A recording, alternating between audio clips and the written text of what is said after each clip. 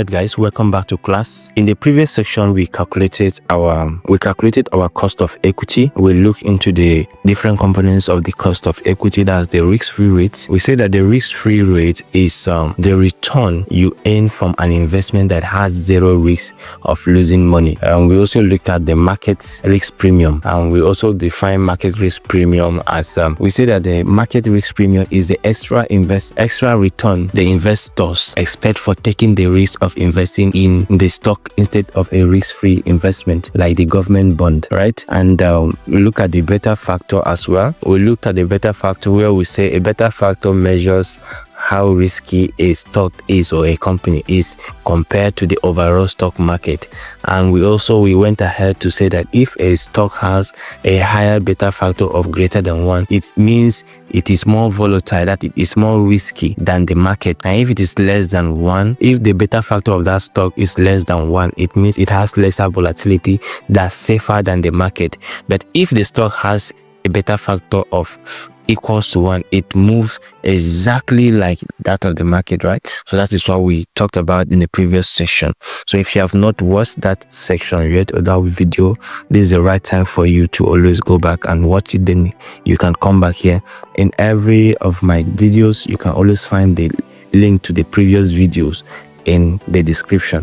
All right, so here we are going to calculate our cost of debt. Let's first of all understand what a cost of debt is. Now, in simple terms, cost of debt is the interest a company pays on the money it borrows from financiers. Examples: the banks, bondholders, or other lenders. It is simply the price a company pays to use someone else's money in business, right? So that is what we are going to be calculating. So investors look at company cost of debt to understand its financial health. So a company with lower cost of debt is considered more stable because it will have more profit. That means less interest payment, right? On a normal circumstances, if there is no tax, what we should have done is we go to determine our cost of debt. We can say the total interest payment. Now, when we get the total interest payment, without divide it by the total debt that we are owing, so we can get the cost of debt, right? But in this case, what we are going to do, because we have tax, since the interest payment are tax deductible, so we have to incorporate the tax. So our formula is now going to be, okay, let's first of all link our interest or loan, that's the percentage. So once you go to you put your equal to sign, you go to your input. When you come to your input, you put you now click on the interest rate. So you click on the interest rate is linked to your cost of interest on cost of debt under the cost of debt. So what is your interest rate? Sorry, what is our tax rate? We have it somewhere here. So our tax rate is this. So you just linked it there too. So we have our tax rate. So what I was saying is, to calculate our cost of debt, what you're simply going to do is to say equal to what is the cost of debt plus the interest rate multiplied by open bracket 1 minus the interest rate. That is it. So once you do that, closing bracket, bam, we have now calculated our weighted average cost of capital. Sorry, we have now calculated our cost of debt. So sometimes you get overwhelmed when you're doing all these things. So we now have our cost of debt. We have our cost of debt as 4.18%. So the next thing we are going to look at is how to calculate our weighted average cost of capital, right? So cost of debt, like I said again, cost of debt helps business decide whether borrowing money is a smart financial move, right? Now we're going to look into our weighted average cost of capital. So what is then our weighted average cost of capital? Now, weighted average cost of capital, we say, is the average cost a company pays to finance its business operation using both equity and debt. Remember, our cost of capital here is 4.18. That is our cost of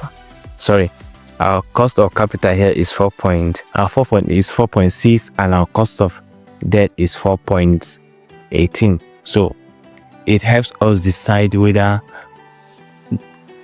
the investment will generate return that is higher than its cost of higher than its cost of debt, right? So weighted average cost of capital guides our financing choices with different financing options to choose the most cost efficient way to raise money, and it also shows business risk. So a higher WACC means a company has higher financial risk and must generate higher return to remain profitable in the business. So how then do we calculate our cost of weighted average cost of capital? So it's very simple to do.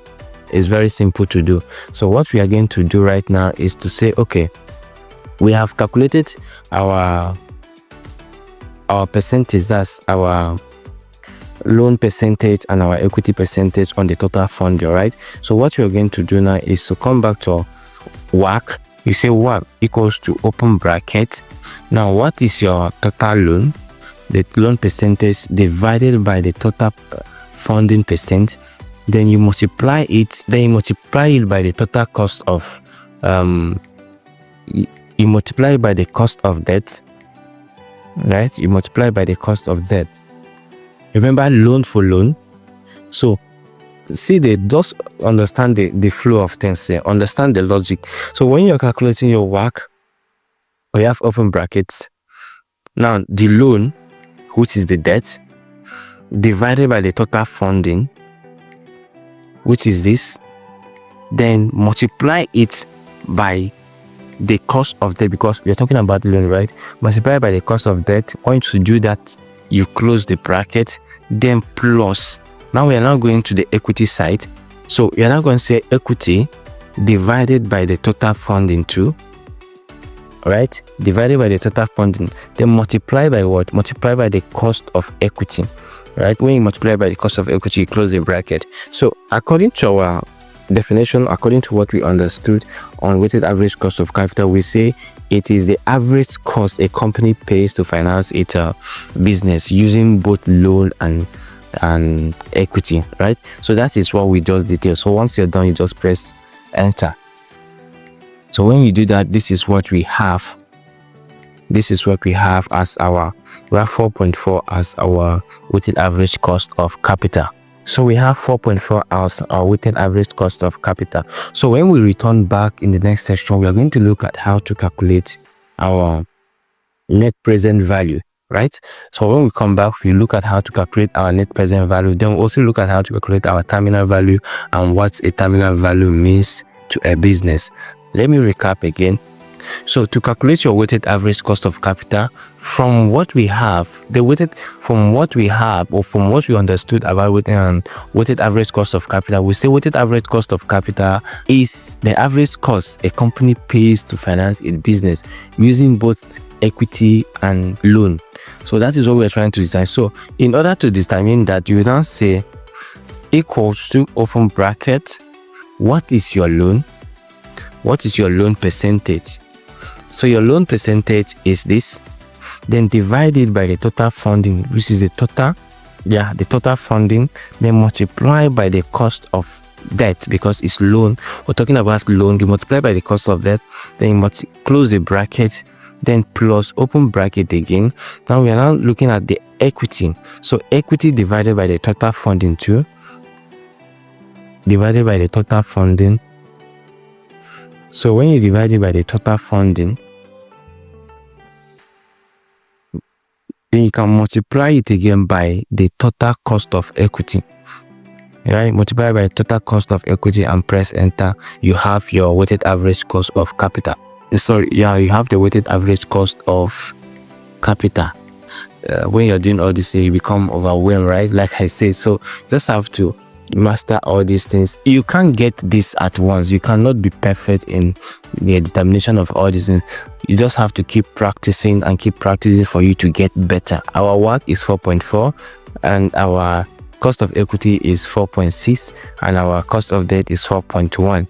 So that is what we are going to use in the valuation of our company. So when we return back, we are going to now see how to calculate our net present value and the terminal value. Also look into the enterprise value and the payback period, which is going to be the last section for the valuation of this company. And After that, we know that we are done with our model, right? So when we come back, we do that. Thank you for sticking around. And if you have not subscribed yet to this channel, it is another opportunity for you to do that. And if you're getting any value at all from this channel, what you should do for us, what you should do for me to encourage us in bringing more, in thinking deeper, to bring you more trainings or more videos like this, you just to give us a thumbs up. We really appreciate that, and thank you very much. See you in the next section.